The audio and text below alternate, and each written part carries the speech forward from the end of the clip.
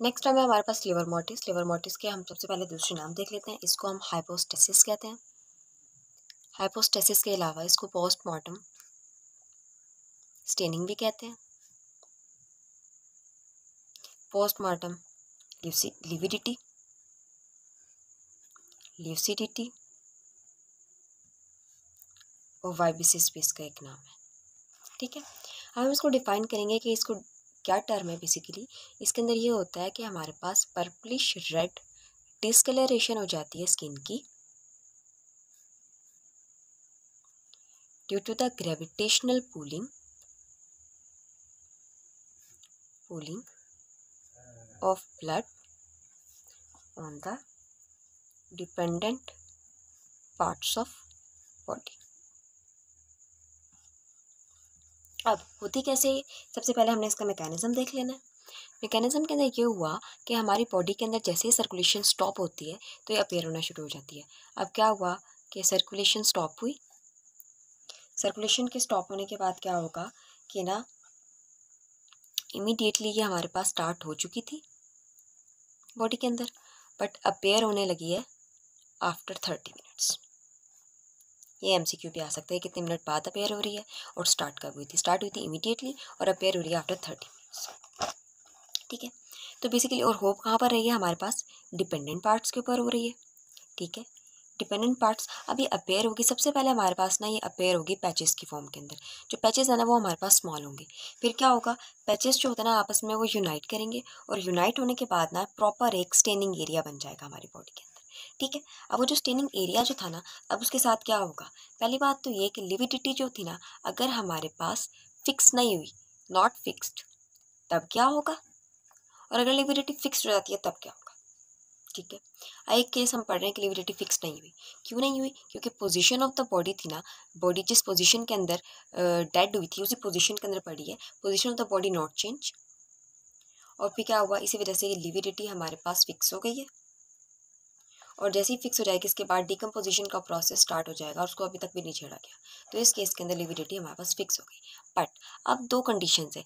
एक हमारे पास है कि हमने बॉडी की पोजीशन को, दोनों के अंदर ही बॉडी की पोजीशन को चेंज करना है। एक के अंदर क्या क्या कि बॉडी की पोजीशन को हम चेंज कर रहे हैं कॉन्टीन्यूसली या फ्रिक्वेंटली, तो यहाँ पर कोई लिविडिटी अपेयर ही नहीं होगी, क्योंकि लिविडिटी अपेयर ही हमारे पास जो है ना होती है dependent part of the body के ऊपर और पोजीशन मेंटेन रखने के बाद। और दूसरा ये हुआ कि बॉडी की पोजीशन हम चेंज तो कर रहे हैं पर बार बार नहीं कर रहे, एक ही दफ़ा कर ली पोजीशन ऑफ बॉडी, एक ही दफ़ा हमने चेंज की है। अब उसके बाद क्या होगा, उसके बाद लिविडिटी अपेयर होगी न्यू एरिया के ऊपर, lividity appear at new area. इसी से मिलती जुलती हमारे पास एक टर्म है जिसको हम कॉन्टैक्ट फ्लैटनिंग बोलते हैं।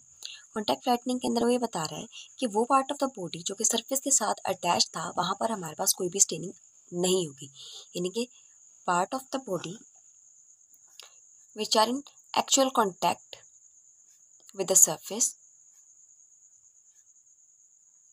Show no staining. कैसे, जो भी पार्ट हमारे पास सरफेस के साथ कनेक्ट होता है उसके अंदर क्या होगा कि जो कैपिलरीज थी बॉडी की वहाँ पर वो कंप्रेस हो जाएंगी, और जब कैपिलरीज ही हमारे पास कंप्रेस हो जाएंगी तो आपका कोई भी नहीं अपेयर होगा। अब ये किस किस चीज़ की वजह से हो सकता है, कोई बेल्ट हो सकती है बॉडी की, या बॉडी का अपना वेट किसी सरफेस के साथ अटैच्ड है, या फिर हमारे पास कोई रिस्ट वॉच पर्सन ने पहनी हुई है, उस जगह पर जहाँ पर कोई भी वेट बॉडी की मौजूद कैपिलरीज को कंप्रेस कर रहा है वहाँ पर स्टेनिंग नहीं होगी, और इस प्रोसेस को हम कहते हैं कॉन्टैक्ट फ्लैटनिंग। अब हम देखते हैं कि हमारे पास मेडिको लीगल इंपॉर्टेंस क्या है लिवर मोटिस की। मेडिको लीगल इंपॉर्टेंस, फोरेंसिक के अंदर सबसे ज़्यादा इंपॉर्टेंट चीज़ होती है मेडिको लीगल इंपॉर्टेंस है। तो मेडिको लीगल इंपॉर्टेंस के अंदर पहली बात तो ये कि ये हमें बता रहा है कि it is a sign of death, कि पर्सन एक डेथ डिक्लेयर हो चुका है। दूसरी बात ये कि डेथ के टाइम के ऊपर पोजीशन क्या थी तो इंडिकेट करेगा पोजीशन ऑफ बॉडी को।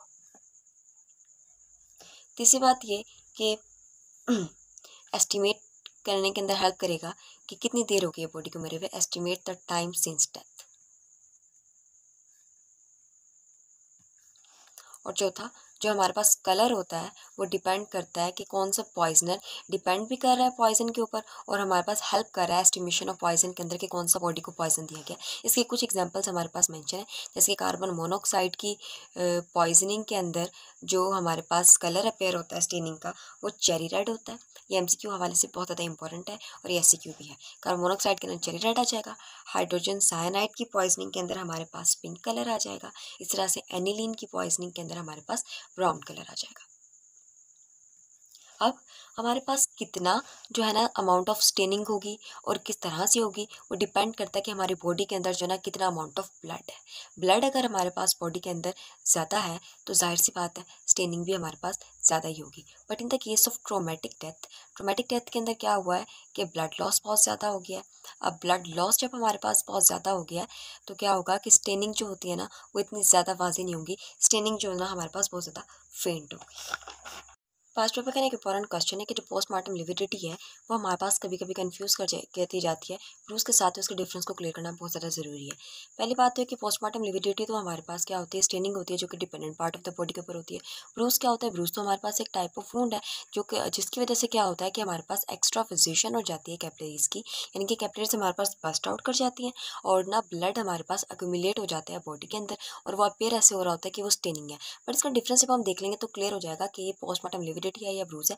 नेचर इसका ये होता है कि ये हमारे पास मरने के बाद होता है, पोस्टमार्टम अपीयरेंस होती है, इसकी एंटीमार्टम अपीयरेंस होती है, यानी कि लाइफ पर्सन के अंदर होता है। सिचुएशन के अंदर क्या आ जाएगा, पहली बात तो ये वाली जो स्टेनिंग होती है ये इरेगुलर होती है और ये सिर्फ और सिर्फ dependent part of the body के ऊपर होगी, dependent part of the body. जबकि जो ब्रूस होता है वो हमारे पास कहीं पर भी हो सकता है और रेगुलर होगा, एनीवेयर कहीं पर भी हो सकता है। कॉजेज़ के अंदर ये आ जाएगा कि इसके अंदर हमारे पास कैपिलरीज और विनस की डिस्टेंशन हो रही होती है, कैपिलर विनस डिस्टेंशन, जो कि पैसिव इन नेचर होगी। ठीक है, और यहाँ पर होता है कि जो ब्लड है कैपिलरीज में से वो बाहर आना स्टार्ट हो जाएगा, तो extravasation of blood from capillaries.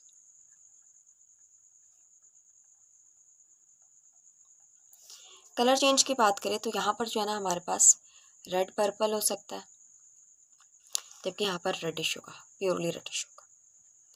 Tissue level की बात करें तो ये हमारे पास under surface of the skin के ऊपर होगा, अंडर सरफेस ऑफ स्किन, जबकि ये सबक्यूटेनियस टिश्यू लेवल के ऊपर होगा, subcutaneous tissue level. Cut section करेंगे तो यहाँ से जैसे ही हम कट करेंगे तो ब्लड एकदम से बाहर निकलेगा, इसको टर्म को हम बोलते हैं ब्लड ऊज आउट करेगा, जबकि यहाँ पर ऐसा नहीं होगा। अगर हम मार्जिन्स देखें तो इसके मार्जिन्स जो होते हैं ना हमारे पास डिफाइंड होंगे, जबकि इसके क्या होंगे, ब्रूस के डिफ्यूज मार्जिन होंगे।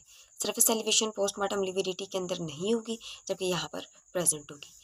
ठीक है, इसके अलावा मेडिको लीगल इंपॉर्टेंस इसकी ये है कि ये हमें टाइम सिंस डेथ के बारे में बता सकती है कि कितनी देर हो गई है इंसान को मरे हुए। ठीक है, टाइम सिंस डेथ के बारे में बता सकती है, और इसके अलावा पोजीशन ऑफ द बॉडी के बारे में बता सकती है, जो हम पीछे पढ़ के आए हैं उसी को सारा लिख देंगे दोबारा से। और ब्रूस के बारे में ये है कि हमें पास नेचर क्या था इंजरी का, जाहिर सी बात है ब्रूस हमारे पास हमेशा ब्लंट इंजरी की फॉर्म के अंदर होता है, तो नेचर के बारे में बताएगा। इसके अलावा वेपन कौन सा यूज़ किया गया इसके बारे में बताएगा। ग्रेविटी शिफ्टिंग सिर्फ और सिर्फ पोस्टमार्टम लिविडिटी के अंदर होगी, क्योंकि ये ग्रेविटेशनल पूलिंग है, तो यहाँ पर हमारे पास क्या होगी, ग्रेविटी शिफ्टिंग पॉजिटिव होगी, जबकि यहाँ पर नेगेटिव होगी। कॉन्टैक्ट फ्लैटनिंग पीछे एक टर्म पढ़ी थी हमने, यहाँ पर पॉजिटिव होगी और यहाँ पर नेगेटिव होगी।